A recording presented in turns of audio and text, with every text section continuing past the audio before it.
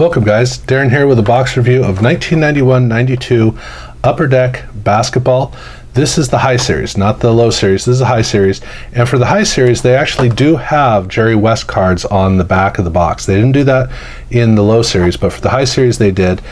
And for those of you who don't know what a low series or high series is, basically before they started doing Series 1 and Series 2, they would do a release of cards, in this case 400 cards. That would be the low series of cards.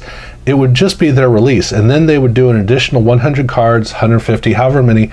They would re-release the original cards, and they would include in those packs the additional cards that go up above 100. And so they would have, like in the case of this set, Mitch Richmond was traded from the Warriors to the Kings, and so in their what would be a Series 2, in their upper cards, which are cards 401 through 500, they would have a they would have the players in their unique uniforms. This is a second series, but it's only 100 cards, so there's no point in selling packs with just 100 cards in it. So they would re-release all of these cards, and then they would just have more of these in the pack to kind of off balance. But they also sold complete sets of the high series, which in this case was just 100 cards. So they would sell them in both forms. But that means if you get a low series box, you only get cards 1 through 400. If you get a high series, you're getting cards 1 through 500. All of them are in there. So that's what a high series release is. It's the early stages of a Series 2. The cards themselves are very, very, very nice. This was the inaugural release for Upper Deck in basketball, and this was the first, this was the second really high-end card set for basketball. And they have floor on either side. They have a really nice logo. It's a really well-designed card. The cards don't pop. They don't have too much of a distinctive quality where they just jump off the page and really stand out. So these cards are almost subdued in a way, but they're really, really, really nice. So for these packs, I'll start off with talking about what I got in terms of the set. So like I said, this is a 500 card set here, and I got 297 cards. 297. So I got 203 cards shy of a complete set. Not too many doubles, so that's good. And there were a few triples in here, but not bad. So I don't mind it. I think that's when your doubles are basically half or less than half of the main cards. I think that's a really fair, healthy balance to have. And I got a number of doubles of star players. So I got an extra Hardaway, I got an extra Mullen, extra Ewing, I got an extra Larry Bird. This is Anthony Mason's rookie card. Interestingly enough, in Series 1, there's Steve Smith, Dikembe Mutombo, and LJ. I didn't get any of those rookies, but in the high series, I did get the Anthony Mason, and then I got the team checklist for the West, and then I got 2 of those, and I got additional. I got 2 Isaiah Thomases, a Drexler, a Magic, a Mullen, a Malone, Robinson, and 2 Mitch Richmonds. So 2 meaning that this is 3 total in the box.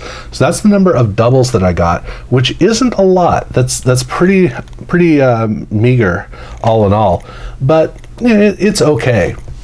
But of course, the big question is, okay, so if you're, in terms of the singular cards, how'd I do?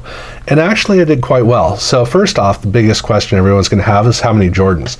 There are 7 Jordans in the set. There are 6 official Jordans, and there's also a 7th. I got the Magic versus Jordan card. I got the Jordan All-Star checklist.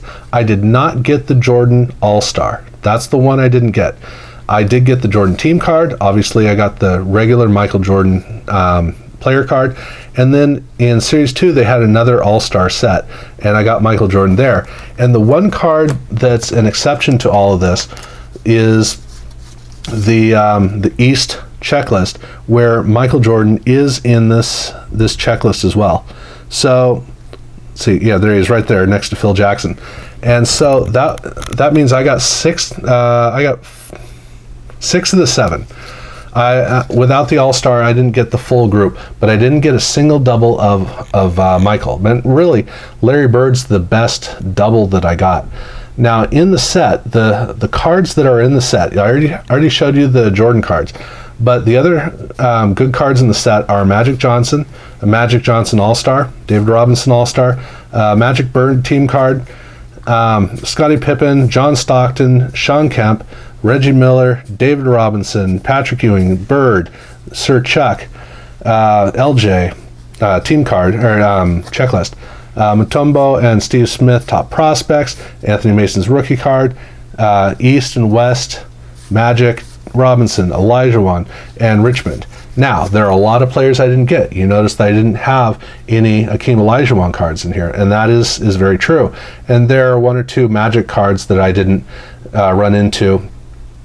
And as I recall, there's a Larry Bird matchup card like this. I think it's Magic and Bird. So there were a number of cards I didn't get, and I mentioned that the big three rookies, I didn't get any of those. So I was actually quite low on the number of significant cards that I got out of them. And the centering isn't perfect on these cards, so some of them, like this one, this All-Star card is dead on, but the regular Magic card is a bit off. So there's a pretty good fluctuation in terms of the quality of the cards. But otherwise, it's still pretty good. Now, how interesting is the set? Well, the set's actually pretty interesting. So you have a bunch of rookies at the beginning, and then you have your all-star matchups. So Olajuwon, Ewing in this case, and then you have the all-rookie team cards, and then you have the all-star cards with the West and with the East. Then you have your team cards, and then you have your player cards, and then in the high series you have more all-stars flipped around East and then West. And then you also have All-Star Weekend cards. So you have the dunk competition and the three-point competition. So that means there are a lot of subset cards that you're running into. And they're pretty interesting. There's enough of a dynamism to these cards that even though they are all using the same border with the exception of the All-Star Weekend, it's still a really interesting set to go through. And you're going through getting a lot of quality players. So just without the doubles, the number, I'll throw Michael in here as well. The number of significant cards that I got, not counting the doubles, is 1, 2, 3, 4, 5, 6, 7, 8, 9, 10, 11, 12, 13, 14, 16, 17, 18, 19, 20. 1, 2, 3, 4, 5, 6, 7. I got 27 here, and including the inserts, that puts me almost to 1 per pack. So you're pretty much, in just about every pack, you're getting a really cool card. I mean, not just an okay card, but a really, really good card.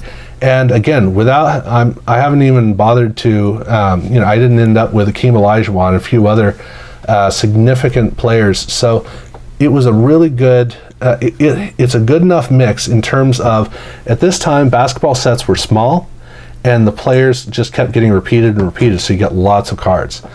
But they do also have some inserts, and the most notable is the Jerry West Heroes, Basketball Heroes set.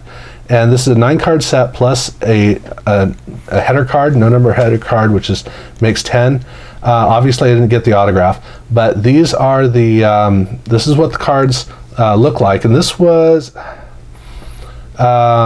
they'd already done this in football. So this was I think the second release they did of Heroes. No, they did it in baseball as well. So they'd been doing this a bit, but they didn't do this for Series 1, I'm pretty sure. So I think Jerry West kicked it off. And like I said, I guess I didn't. This is the card back. This is the box bottom of Jerry West. And so then I got 3 of these in packs. But they also, in Series 1 and Series 2, they did their holograms, which were for league leaders. So I got a Derek Coleman for Rookie of the Year. I got an Akeem Olajuwon for blocked shots, and I got 2 Dennis Rodmans for Defensive Player of the Year. So those are the same ones. So that's what I ended up with. I think Jordan had 2 in this year. I didn't get either of them.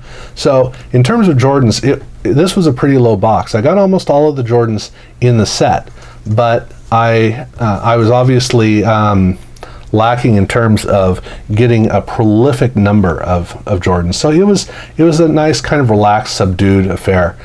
The cards don't grab me at all. Unfortunately, they are nice cards, but like I said, they don't really stand out. So as I was going through, I was reading the names, every once in a while I'd look up at a card, but most of the time I was just reading the names. So it wasn't as much fun as some of the other sets were to go through the packs. But still, it's a great card set, and it's from early in the time when basketball cards were really becoming interesting.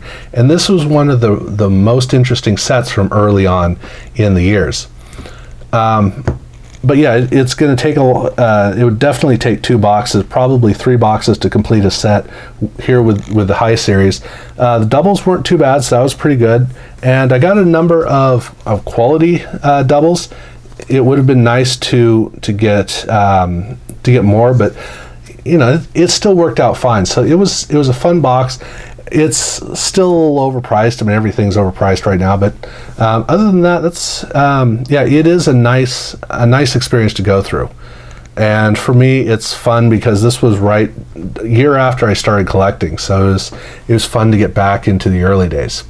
But yeah, that's what I got to say. So thank you guys very much for watching.